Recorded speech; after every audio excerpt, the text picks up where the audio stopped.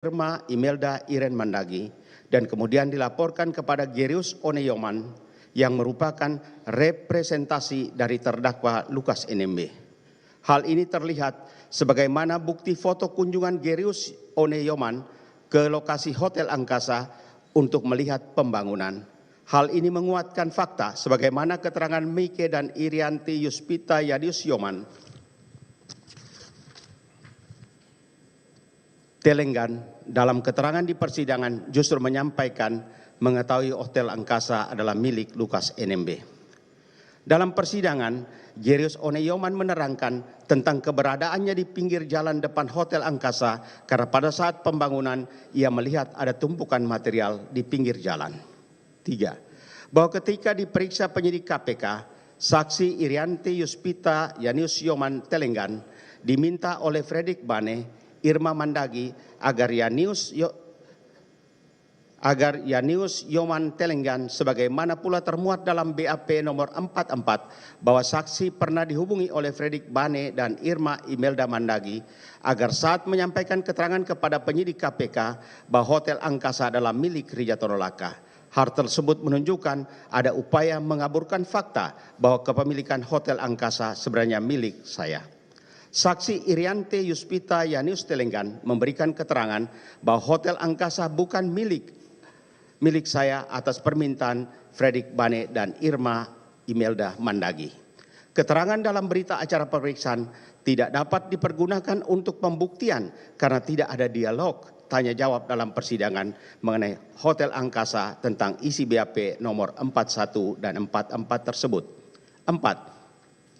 Berdasarkan keterangan Irma Imelda Mandagi dan Irianti Yuspita Yadius Yoman Telenggan menyebutkan bahwa laporan rekapitulasi keuangan tersebut sifatnya hanya pengeluaran uang dan atas hal tersebut tidak pernah dibuatkan invoice atau penagihan yang ditujukan kepada Lukas NMB. Selain itu, Irianti Yuspita Yadius Yoman Telenggan selaku direksi sekaligus bendahara CV Valibu juga tidak pernah menerima uang masuk pembayaran tagihan dari Lukas NMB atas pembangunan aset-aset tersebut.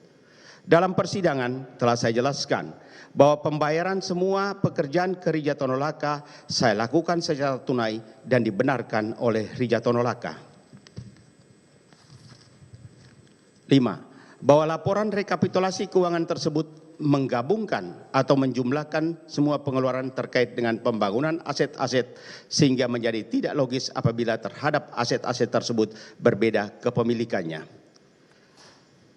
Rijatono Laka menerangkan bahwa catatan keuangan perusahaan sesuai dengan fakta.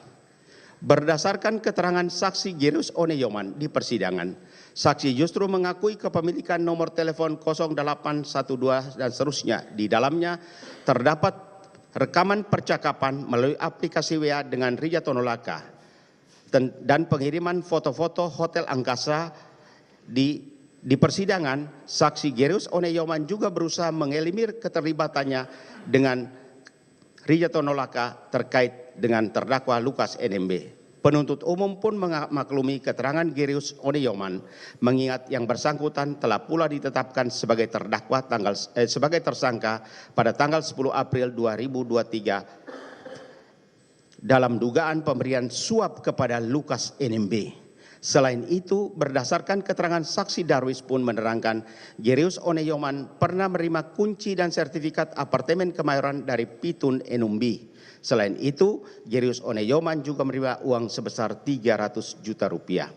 Saya tegaskan bahwa saya tidak tahu menahu percakapan antara Rijatono Laka dan Gerius Oneyoman. Kalaupun ada keterangan Gerius Oneyoman menerima uang 300, tidak ada hubungan dengan saya. Informasi baru bahwa Gerius Oneyoman sebagai pemberi suap kepada saya merupakan informasi baru karena selama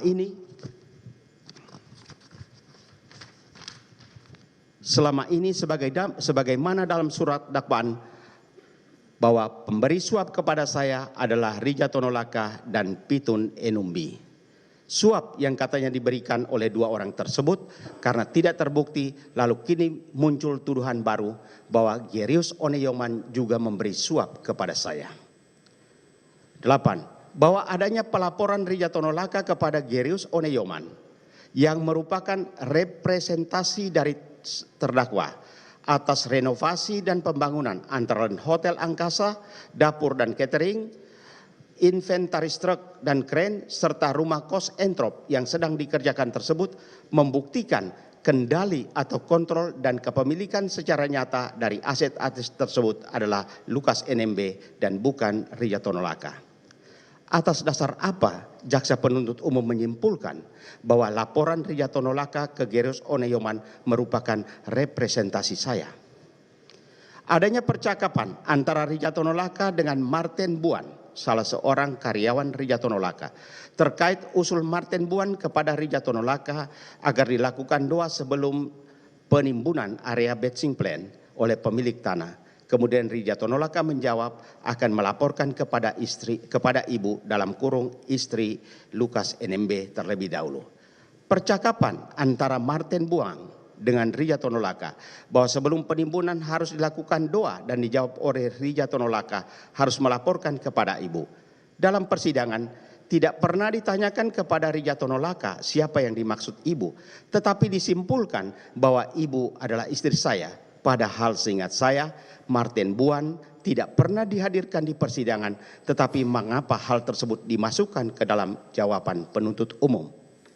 Adanya percakapan antara saksi Rijatono Laka dan JJ alias Nurmala Hayati pada tanggal 26 September 2019 terkait usul JJ Nurmala kepada saksi Rijatono Laka agar pekerjaan Hotel Angkasa dilaksanakan sistem pembayaran SKBDN atau cover bank meskipun hotel tersebut milik 01.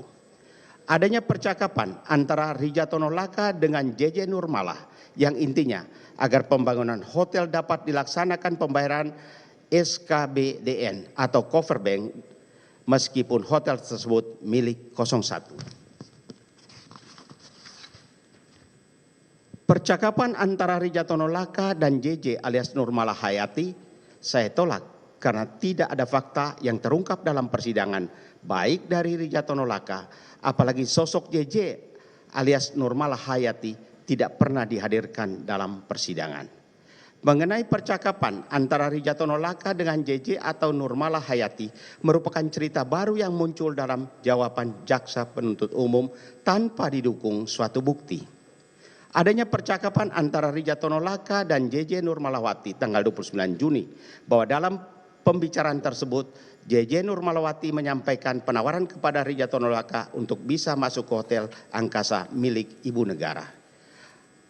Dalam persidangan pernah ditanyakan istilah 01 yang dimaknai sebagai saya, tetapi istilah 01 tidak pernah dipakai Rijatono Laka.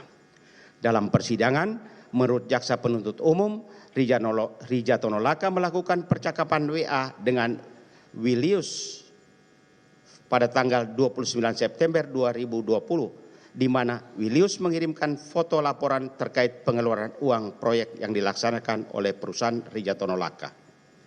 Bukti berupa percakapan WA tersebut saya tolak karena selain tidak pernah terungkap dalam persidangan, saksi Wilisius pun tidak pernah dihadirkan dalam persidangan. Kesimpulan berdasarkan logika tanpa sumber dan dasar pengetahuan sudah pasti saya tolak. Hal ini membuktikan bahwa penuntut umum menggunakan informasi-informasi lain di luar fakta persidangan yang selama ini. Keterangan Rijatono Laka bahwa uang yang ditransfer ke rekening saya pada tanggal 20 Mei 2020 adalah uang milik saya yang telah saya jelaskan dalam persidangan saat memberikan keterangan sebagai terdakwa. Menurut jaksa penuntut umum, ada 27 proyek yang dikerjakan oleh Rijatono Laka, yaitu proyek rumah jabatan tahun 2018 oleh PT Aiwondani Permai senilai 5.650 juta. Proyek rumah jabatan tahap 2 tahun 2018 oleh PT Aiwondani Permai dengan nilai 2.722. Proyek ICU RSUD Boven tahun 2018 oleh PT Tabi Bangun Papua dengan nilai kontrak 908 juta. Proyek BW3 Kota Raja 2018 oleh PT Papua Karya Mandiri dengan nilai kontrak 8.739 juta. Proyek Dispenda Kerom tahun 2018 oleh PT Tabi Bangun Papua dengan nilai kontrak 8.789 juta. Proyek belanja modal dan pengadaan Mebel Air 2019 oleh PT Cahaya Rantai Tondon dengan nilai proyek 8.166 juta. Proyek pembangunan rumah jabatan tahun 2019 oleh CV Skylander dengan nilai proyek 3.156 juta. Proyek peningkatan jalan jembatan SMU 4 Entrop 2019 oleh CV Yehova Jire dengan nilai proyek 880 juta. 9. Proyek peningkatan jalan Kompleks Kedokteran Universitas Cendrawasih tahun 2019 oleh CV Skylander dengan nilai proyek 960 juta. 10. Proyek peningkatan jalan Entrop Hamadi 2019 oleh PT Papua Sinar Anugerah dengan nilai proyek 11.868 juta. 11. Proyek pembangunan Puskesmas Afirmasi Pitewi tahun 2019 oleh PT Papua Mekar Abadi dengan nilai proyek 14.504 juta. 12. Proyek peningkatan jalan kampung Yuwanain tahun 2019 oleh CV Skylander dengan nilai proyek 8.590 juta. 13. Proyek peningkatan jalan Raja Wali tahun 2019 oleh CV Yehova Jire dengan nilai proyek 3.930 juta. 14. Proyek VVIP Sentani 2019 oleh CV Skylander dengan nilai proyek 494.205.000. Proyek MOT Dok 2 tahun 2019 oleh PT Tabi Anugerah Farmindo dengan nilai proyek 8.950 juta. 16. Rehab sarana prasarana penunjang PAUD. 17. Proyek peningkatan jalan Entrop Hamadi tahun 2020 oleh PT Tabi Bangun Papua dengan nilai proyek 14 miliar. 18. Proyek Taut Venue Softball dan Bisbol Universitas Cendrawasih senilai oleh PT Vertikal Tiara Manunggal dengan nilai proyek 4.980 juta. 19. Proyek penataan lingkungan venue menembak Outdoor Auri tahun 2021 oleh PT Tabi Bangun Papua dengan nilai proyek 12.928 juta. 20. Proyek pembangunan pagar keliling venue menembak Auri tahun 2021 oleh PT Vertikal Tiara Manunggal dengan nilai proyek 14.880 juta. 21. Proyek Jalan Kerom tahun 2021 oleh PT Mitra Infrastruktur Sejahtera dengan nilai proyek 1.572 juta. 22. Proyek rehabilitasi Hotel Mumbai tahun 2021 oleh PT Nina Neto Proganda Putri dengan nilai proyek 8.212 juta. 23. Proyek pengadaan water heater, TV, dispenser, galon air di Kota Jayapura, Kabupaten Jayapura, Kabupaten Mimika, Kabupaten Merauke oleh PT Tabi Bangun Papua dengan nilai proyek 23 miliar. 24. Proyek pengadaan AC di Kota Jayapura, Kabupaten Mimika, Kabupaten Merauke tahun 2021 oleh PT Putra Papua Maju dengan nilai proyek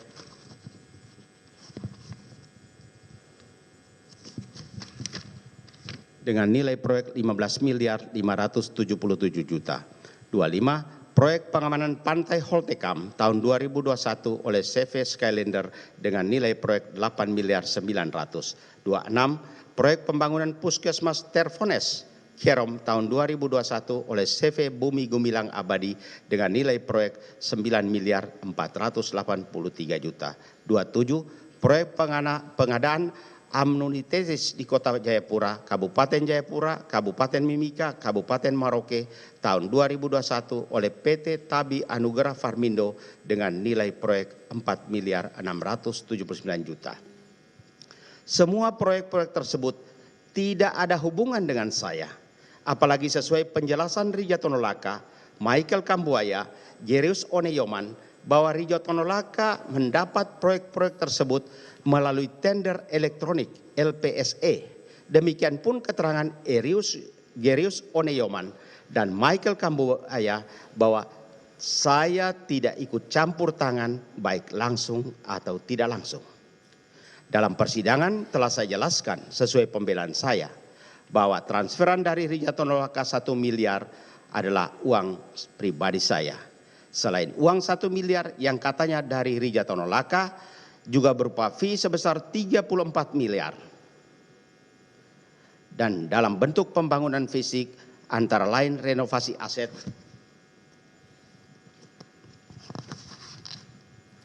nomor 1 sampai 11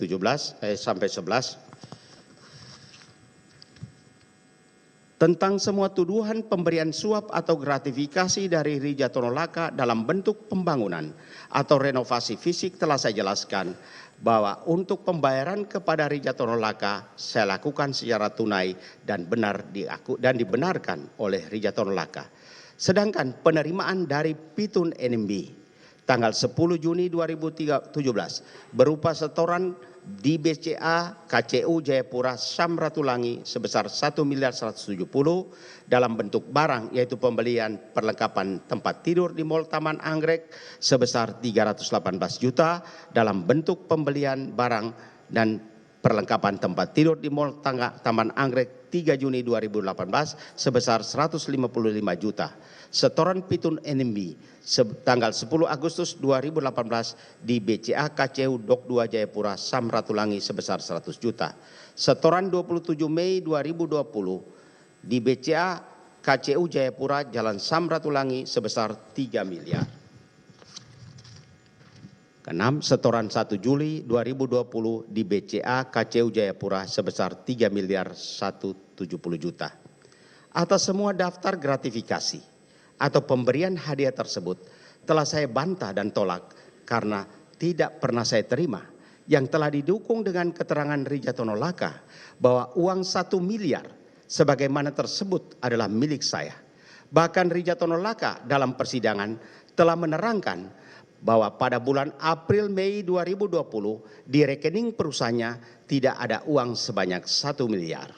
Karena tidak ada pekerjaan apalagi pada saat itu sedang COVID. Demikian pun tentang penerimaan hadiah dari Pitun Enumbi telah saya bantah dan menolak karena faktanya saya tidak pernah menerima, apalagi saksi Pitun Enumbi tidak pernah memberikan keterangan.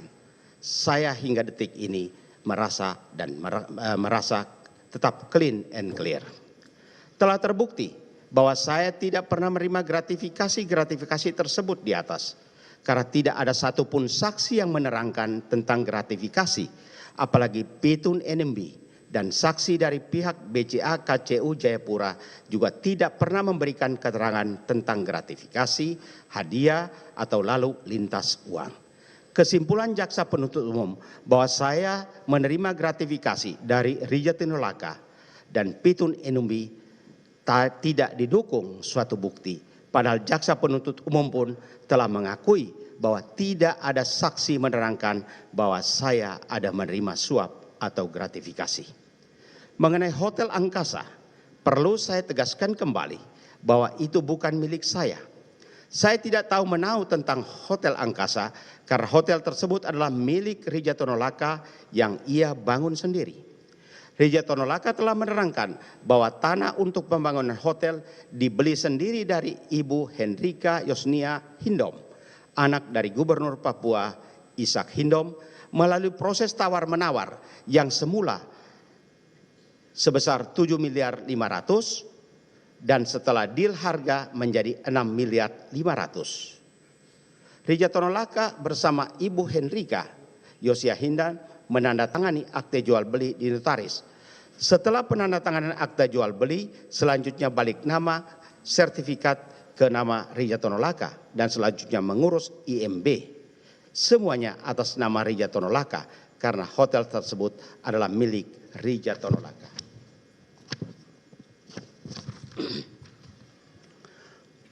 Mengenai uang 10 miliar 413 Dari Pitun NMB, jaksa penuntut umum tidak dapat membuktikan apa-apa karena saksi Pitun NMB tidak pernah dihadirkan dalam persidangan. Demikian pun pihak Bank BCA KCU Jayapura. Dengan adanya bantahan, penjelasan tentang ketiga materi suap atau gratifikasi tersebut sesungguhnya telah terbukti bahwa saya didakwa tanpa bukti apapun dan saya telah dijolimi. Dari ke-17 saksi yang diajukan dalam persidangan, termasuk bukti surat dan keterangan saya sebagai terdakwa, telah membuktikan bahwa saya tidak melakukan tindak pidana sebagaimana yang didakwakan. Bahwa jumlah saksi yang dibatasi hanya 17 orang, walaupun di awal persidangan dijelaskan akan menghadirkan 40 saksi, tapi tidak diajukan lagi karena hanya dengan 17 saksi saja tidak dapat membuktikan tuduhan kepada saya. Jaksa penuntut umum membatasi jumlah saksi tidak perlu bertambah karena 17 saksi saja sudah tidak mampu membuktikan tuduhannya. Jaksa penuntut umum dalam surat dakwaan, tuntutan dan jawaban atas pembelaan menyatakan saya menerima suap atau gratifikasi dari Pitun NMB sebesar 10.413.929.500. Dalam persidangan sebagaimana keterangan Rifki Agereno bahwa saksi tersebut tidak mengenal Pitun NMB atau Benyamin Tiku dan juga tidak mengenal Agus Perlindungan Tambunan atau Domi Yamamoto. Bahwa jaksa penuntut dalam ketidakberdayaan untuk membuktikan adanya suap atau gratifikasi dari Pitun NMB telah menggunakan suatu teori pembuktian baru dalam kasus gratifikasi atau suap dengan teori mengikuti jejak uang, follow the money, dan menilai pembuktian argumentasi yang dibangun oleh penasihat hukum saya menggunakan taktik pembelaan yang sudah usur atau kuno dengan cukup bertanya kepada saksi apakah saksi mengetahui Bapak Lukas menerima suap. Sebagaimana pengakuan jaksa penuntut umum mengenai fakta tidak ada suap atau gratifikasi menyatakan sudah barang tentu saksi Rifki Agereno, Domi Yamamoto, Benyamin Tiku, Muhammad Husnul Kuluki, Mai Sunadip Darwis, Basuki Rahmat, Michael Kambuaya sekalipun tidak akan mengetahui karena para saksi tersebut tidak mengetahui suap atau gratifikasi yang dilakukan oleh saya. Kemudian jaksa penuntut umum membangun suatu teori pembuktian baru dalam kasus saya dan dalam kasus suap dan gratifikasi saya dengan istilah follow the money dengan mengutip contoh kasus yang melibatkan mafia Salvatore Totorina di mana menghadapi saksi-saksi berbohong karena takut ketahuan mafia. Kemudian ada fabrikasi dokumen karena sang mafia sudah didampingi profesional enabler yang menutup jejak kepemilikan. Tetapi ada satu hal yang tidak mungkin berbohong, yaitu jejak uang. Ajaran jejak follow the money dikutip oleh jaksa penuntut umum berdasarkan teori yang disampaikan oleh Judge Giovanni Falcon untuk melakukan penyidikan kasus melakukan penyidikan kasus mafia Salvatore Totorina. Sudah pasti saya tolak karena saya bukan mafia yang perlu disamakan dengan mafia Salvatore Totorina. Lagi pula saya bukan didampingi profesional enabler yang memfabrikasi dokumen. Saya juga menolak kutipan Judge Giovanni Falcon dalam kasus mafia Salvatore karena jaksa penuntut umum tidak dapat menjelaskan sumber kutipannya, baik buku, jurnal, atau sumber-sumber ilmiah lainnya berdasarkan fakta-fakta hukum. Tidak juga dijelaskan kasus mafia Salvatore Totorina terjadi di mana, kapan terjadi, bagaimana terjadi, mengapa terjadi, dan lain-lain. Untuk membuktikan saya menerima suap atau gratifikasi sebenarnya simpel saja. Cukup hadirkan saksi yang menerangkan di mana saya terima suap atau gratifikasi, kapan dan bagaimana kejadiannya, dan yang terpenting adalah siapa saksi yang mengetahui saya menerima suap. Apalagi selama persidangan tidak ada barang bukti uang yang berjumlah 1 miliar dari Rijatono Laka atau dari Pitun NMB sebesar 10.413 juta. Saya diadili tanpa bukti-bukti dan barang bukti. Untuk Hotel Angkasa sebenarnya sudah jelas apalagi jaksa penuntut dalam pembuktian tentang kepemilikan Hotel Angkasa menyatakan hanya ada komunikasi antara Gerius Oneyoman dengan Filius atau foto Gerius Oman saat di pinggir jalan Angkasa tempat pembangunan hotel. Jaksa penuntut umum berkesimpulan ada foto-foto Gerius Oneyoman di pinggir jalan tempat pembangunan hotel merupakan representasi diri saya. Saya tolak karena saya adalah saya. Saya bukan Gerius Oneyoman atau Gerius Oneyoman bukan saya. Jaksa penuntut umum untuk membuktikan adanya suap atau gratifikasi menggunakan teori follow the money, yaitu suatu pendekatan yang berupaya menemukan uang, harta benda, kekayaan yang dapat dijadikan sebagai alat bukti objek kejahatan melalui analisa transaksi keuangan yang diduga bahwa uang tersebut sebagai hasil kejahatan. Teori follow the money menurut literatur sebagaimana penelitian Rizky Amalia, Yunus Hussein et al. Cetakan Universitas Indonesia 2017 menegaskan bahwa teori follow the money hanya dapat diterapkan dalam tindak pidana pencucian uang. Dakwaan kepada saya adalah suap atau gratifikasi, sehingga dengan demikian teori follow the money tidak dapat diterapkan kepada saya. Dikarenakan teori follow the money tidak dapat diterapkan kepada saya sehingga jaksa penuntut umum memanipulasi keterangan bahwa saya tidak mempunyai alat bukti apapun untuk menyanggah pembuktian jaksa penuntut umum. Ketidakmampuan jaksa penuntut umum untuk membuktikan bahwa saya telah melihat suap dan gratifikasi sehingga menggunakan istilah atau diksi tipu-tipu itu bilang bekerja tulus, tidak korupsi, tapi menerima uang. Tidak sah untuk diri sendiri. Tipu-tipu itu bilang proyek sesuai pengadaan, tapi pemenang ternyata pesanan. Tipu-tipu itu bilang sakit di luar negeri, tapi ternyata mencari kesenangan dengan berjudi. Saya tolak diksi sarkas tersebut karena saya sebagai Gubernur Papua 2 periode bekerja tulus, mendapat penghargaan WTP sebanyak 8 kali. Diksi yang menyatakan tipu-tipu itu bilang proyek sesuai pengadaan, tapi pemenangnya ternyata pesanan. Saya hanya kasihan terhadap jaksa penuntut umum atas sinisme yang penuh kebohongan. Tolong tunjukkan satu saja saksi yang menerangkan bahwa pemenang tender adalah pesanan, atau diksi yang menyatakan tipu-tipu itu bilang sakit di luar negeri, tapi ternyata mencari kesenangan dengan berjudi. Faktanya saya memang sakit dan berobat di luar negeri. Apalagi Dr. Idi yang membuat MOU dengan KPK telah menjelaskan hasil pemeriksaan bahwa saya memang sakit. Selagi saudara berkuasa, silakan menghina saya, berbuat kasar, sarkas, sinis kepada saya. Saya tidak akan membalas karena saya percaya apa yang saudara tabur itulah yang akan saudara tuai. MOU antara KPK dan Dr. Idi yang meminta seolah-olah Dr. Idi melakukan second opinion, bukan second opinion dalam kelasiman pengobatan atau tindakan medis.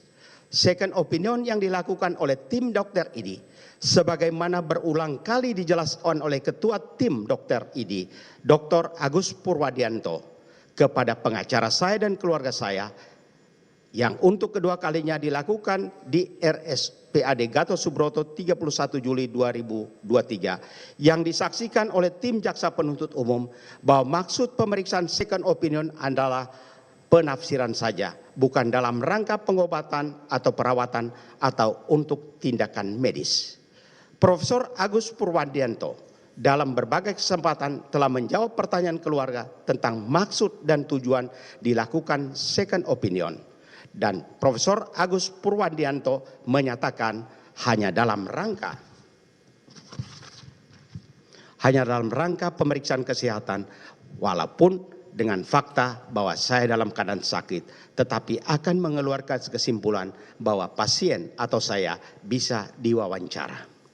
Dalam persidangan pra-peradilan, ketika tim Dr. Idi dihadirkan untuk menjelaskan kondisi kesehatan saya telah menjelaskan bahwa walaupun dalam keadaan sakit dan hanya bisa angguk-angguk saja, Dr. Idi harus menyatakan bahwa saya bisa diwawancara. Bahkan dalam persidangan pra-peradilan, salah satu anggota tim Dr. Idi, Dr. Natalia Widiasi, menjelaskan bahwa saya sakit dan berbicara tidak jelas karena stroke, tetapi ia sebagai lawan bicara saya menangkap ucapan saya, maka saya dikatakan dapat diwawancara. Sekarang sudah terang menderang bahwa saya benar-benar sakit dan penyakit saya sudah komplit untuk pengobatan. KPK meminta saya membayar sendiri karena KPK hanya untuk BPJS Kesehatan, sehingga setiap kali saya melakukan pengobatan saya harus bayar sendiri. Majelis Hakim yang mulia, Jaksa Penuntut Umum yang saya hormati, tim penasihat hukum saya. Tuduhan suap atau gratifikasi kepada saya sudah saya jelaskan tidak terbukti dan tidak perlu memakai teori follow the money. Karena teori tersebut hanya berlaku untuk tindak pidana pencucian uang.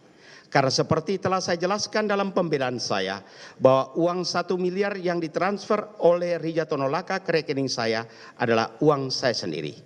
Hotel Angkasa atau pembangunan fisik berbagai proyek tidak ada hubungan dengan saya. Saya pun tidak pernah menerima pemberian dari Pitun NMB, termasuk pembelian tempat tidur di Mall Taman Anggrek Jakarta dengan kartu kredit Pitun NMB. Pembelian tempat tidur tersebut adalah urusan Pitun NMB. Apalagi dalam persidangan, barang bukti dari Pitun NMB, baik berupa uang 10 miliar dan tempat tidur, tidak pernah diperlihatkan fisik maupun visual fotonya. Jaksa penuntut umum menyatakan uang gratifikasi yang diberikan Pitun NMB dikirim ke rekening BCA dan berkesimpulan bahwa saya menerima gratifikasi adalah kesimpulan prematur. Karena sebagaimana saya katakan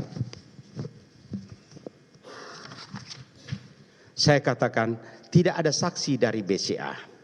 Jaksa penuntut umum sudah berperan sebagai juru bicara BCA dengan menyatakan bahwa BCA tentu telah menerapkan prinsip Know Your Customer KNY sebagai pelaksanaan sikap kehati-hatian dalam rangka pencegahan tindak pidana.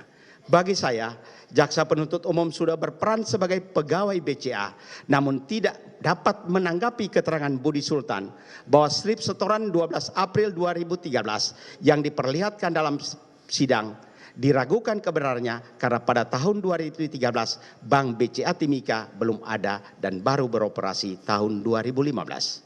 Saya juga menolak adanya gratifikasi dari Budi Sultan. Karena sebagaimana telah saya jelaskan, uang yang diberikan Budi Sultan dengan mentransfer kepada rekening Emil Dasun adalah pinjaman Shirley Susan yang tidak ada hubungan dengan saya.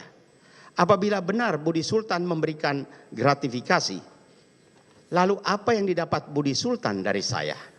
Hanya orang bodoh saja yang mau memberikan sejumlah uang, bahkan sampai 1.990.000.000 tanpa mengharapkan sesuatu. Proyek-proyek yang didapatkan Budi Sultan dari Kementerian PUPR tidak ada hubungan dengan saya. Sebelum saya kembali memohon untuk dibebaskan dalam perkara gratifikasi, pasal 12A, 12B, pasal 11, dan pasal 12 huruf B besar Undang-Undang Tindak Pidana Korupsi, saya tetap mengajukan permohonan kepada Yang Mulia Majelis Hakim. Karena KPK telah memblokir rekening saya, rekening istri saya, rekening anak saya, yang sesungguhnya tidak ada hubungan dengan perkara saya mohon agar rekening tersebut dapat dibuka blokirnya, supaya anak saya dapat melanjutkan pendidikan dan istri saya dapat menjalani kehidupan yang normal. Permohonan.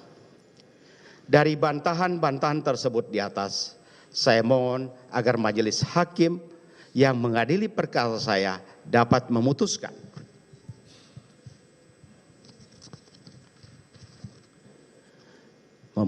berdasarkan fakta-fakta bahwa saya tidak bersalah dan dengan itu dapat membebaskan saya dari segala dakwaan.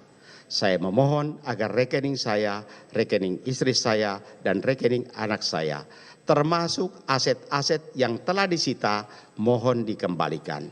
Saya juga memohon agar saya jangan dijolimi lagi dengan kasus-kasus baru yang hanya berupa opini. Sekian dan terima kasih. Hormat saya, Lukas NMB. Ya, demikian duplik pribadi terdakwa yang barusan dibacakan oleh penasihat hukum terdakwa. Silakan diserahkan.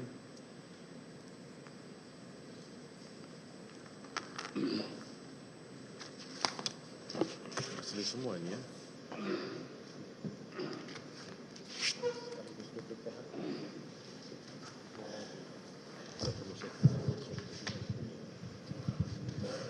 Baik, dari tim penasihat hukum ada?